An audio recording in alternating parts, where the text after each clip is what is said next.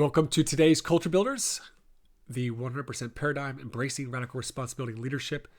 This is an article as well at tocculture.com. You can subscribe there for more. And I appreciate everyone that listens in to these Culture Builders. Let's get right into it. So in the realm of leadership, whether on the field or in the boardroom or within our family, we often strive to instill a sense of ownership in those that we guide, those that we lead. We want our athletes, our employees, and even our children to take 100% responsibility for their growth, their motivation, and how they show up. But what does that truly mean, and how do we cultivate it effectively? The concept of 100% responsibility, it's not about 50-50 split. It's about sharing. It's not about sharing the blame or dividing the credit. It's about recognizing that each individual holds the power to shape their own experience. It's about asking ourselves, how have I created this situation? What have I done or not done? How am I showing up in the world, right? This is where the distinction between subject and object becomes crucial. Okay, we are often very good at identifying what others are subject to, right? We see their selfish attitudes, their lack of resilience, their entitlement, how their self-worth is tied to external validation, right? We see all the things they're blind to, right? And we want to make these observations object for them, right? To help them see their own patterns, their own blind spots. However, how well do we recognize our own limiting beliefs, our own lack of gratitude, our own controllingness or critical tendencies?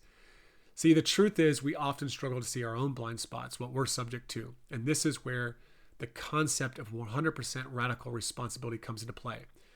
It's not about self-blame, but about maintaining a sense of curiosity, recognizing that we are always learning, always learning.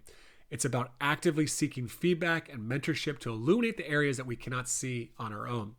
The moment we close ourselves off to learning about our influence on others is the moment we relinquish 100% responsibility. The challenge lies in maintaining our joy, confidence, and self-worth as leaders while embracing this radical responsibility.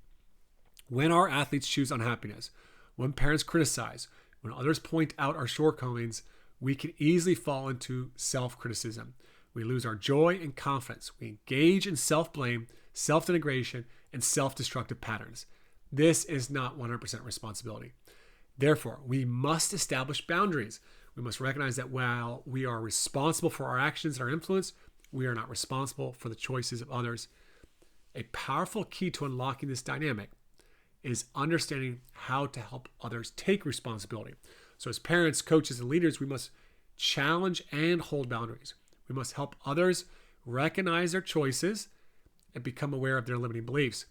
We must share our observations and assessments with curiosity, recognizing that feedback is actually just the beginning of a conversation. It's not the end.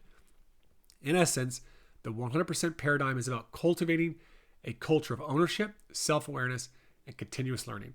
It's about empowering ourselves and others to take full responsibility for their experiences while maintaining empathy and understanding.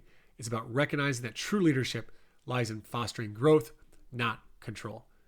Thank you for listening in to today's Culture Builders. If you found it impactful, please consider sharing this with some other coaches or leaders that you know.